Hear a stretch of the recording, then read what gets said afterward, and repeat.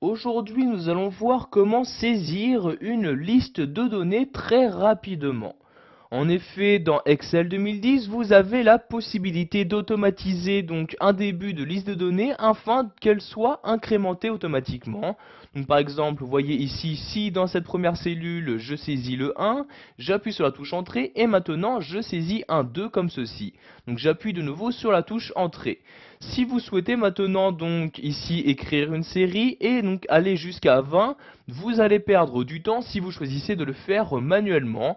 Sachez que vous avez la possibilité de l'incrémenter automatiquement. Pour ce faire, vous faites une sélection ici de ces deux premières cellules. Donc vous voyez, je sélectionne les deux premières cellules, puis je vais maintenant étendre cette sélection. Donc je vais ici en bas à droite de la sélection, je clique sur le petit carré, et tout en maintenant le clic de ma souris, je descends ici, donc vous voyez ma souris, et ceci va automatiquement incrémenter cette série. Donc ici je vais descendre, comme je dis plus tôt, jusqu'à 20 comme ceci, donc vous voyez, jusqu'à 20, je lâche le clic de ma souris, et j'ai pu en très peu de temps, donc écrire une série de chiffres allant de 1 à 20. Sachez que cette fonctionnalité marche aussi par exemple pour les dates. Donc ici dans cette cellule, je vais saisir le 25 juin 1990 comme ceci, j'appuie sur la touche Entrée. Donc pour les dates, vous n'êtes pas obligé d'écrire un minimum de 2 valeurs. Dès que vous allez ici automatiser une date sur différentes cellules, cela va automatiquement l'incrémenter. Donc vous voyez ici, je choisis d'automatiser, donc je clique, je maintiens le clic de ma souris et automatiquement il y a une incrémentation. Donc vous voyez ici, je suis au 1er juillet, 2 juillet, etc.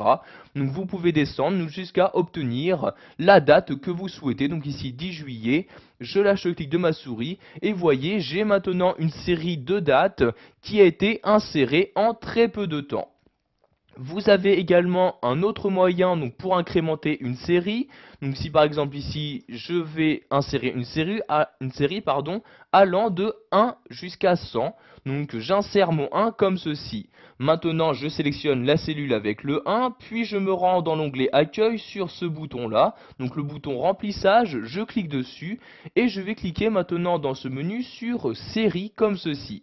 Cette nouvelle fenêtre s'ouvre, je vais tout d'abord choisir donc si je souhaite insérer ma série sur une ligne ou sur une colonne. Donc par exemple ici je vais insérer ma série sur une colonne, je coche donc ici colonne comme ceci.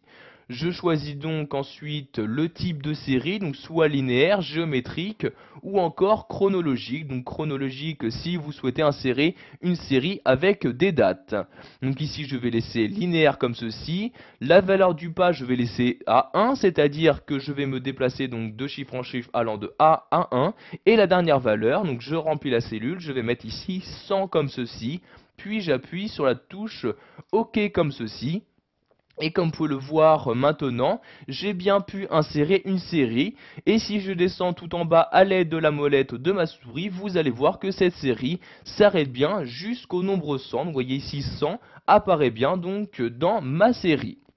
Donc vous pouvez faire de même comme je dis plutôt pour les dates. Donc vous voyez ici par exemple j'insère une date, je vais par exemple mettre le 14 avril 2010 comme ceci, donc je mets le 2010 comme ceci, je sélectionne la cellule en question, je retourne ici sur remplissage puis série, donc maintenant je vais par exemple ici remplir la série sur une ligne, je vais sélectionner chronologique, unité de temps je mets par exemple tous les mois comme ceci, et dernière valeur je vais par exemple mettre comme dernière valeur le 14 avril 2011 comme ceci, puis j'appuie ici sur OK comme ceci, et vous pouvez voir que maintenant, je vais bien de mois en mois, donc 14 avril 2010, 14 mai 2010, etc. Si je vais tout à droite, vous pouvez voir que la série s'arrête bien, donc le 14 avril 2011. Voilà, nous avons vu dans cette vidéo formation comment gérer les listes de données sous Excel 2010. Vous savez donc maintenant comment ce logiciel vous permet de les incrémenter automatiquement.